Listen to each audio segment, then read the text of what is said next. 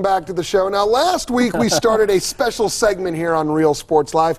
This is the 30th year our very own Wesley Ruff has been here at ABC4. So we're taking a look back at 30 or so of his favorite stories from over the years, sort of a 30-ish for 30. Yeah, for some bizarre reason, I thought it would be kind of fun to look back at some of the old stories that people may not have ever seen or maybe have forgotten about, and quite frankly, there are some that I wish I could forget about. Now, sportscasting is supposed to be a non-contact sport, but you found out not necessarily always the case. No, and you know, reporter involvement, you've been involved in some stories before where you get involved in the story and it ends up being kind of fun. This was one of those. That story involves the Utah gymnastics team that happened back in 2002.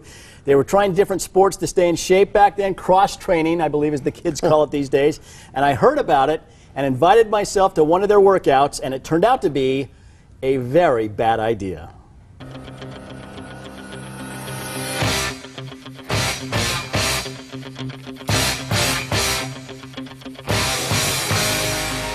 The Utah gymnastics team is in great shape.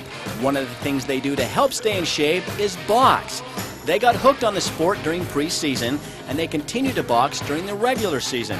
They pair off, and one gymnast throws punches while the other holds the pads. Some, like Shannon Bowles, really get into it. Check out her face.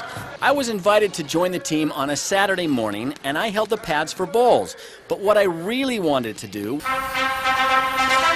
was box. I mean, glove up and just throw some punches and see just how tough these girls really are. So they hooked me up with Teresa Kulikowski, one of the top gymnasts in the country.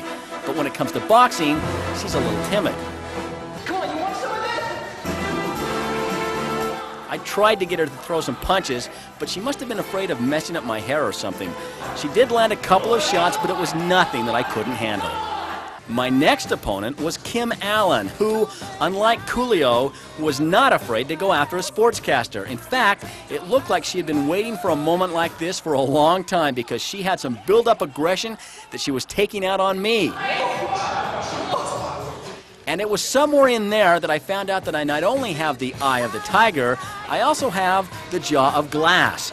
Kim landed a solid shot that rocked me back on my heels and had me seeing stars and hearing lullabies. I mean, it really didn't hurt too much, probably because I didn't feel anything for a while afterwards. I vaguely remember thinking how bad this was going to look on TV, and you know what? I was right. After I picked up my marbles and nursed my bruised ego, I left. But I'll be back. I'm not afraid. I'm a little afraid, especially of Kim Allen. That hurt. What were you thinking? Hit me in the face. Go ahead. No, it was a setup. Okay. Because I told Kim Allen, just take a swing at me in slow motion and come by, and I had a mouthpiece in, and I said, get close to me, and as you come by, I'll turn my head and I'll spit the mouthpiece out, and then we'll speed it up to look like regular motion, and we'll fake it. I told her that. What she heard was, just haul off and hit Wes as hard as you can in the face.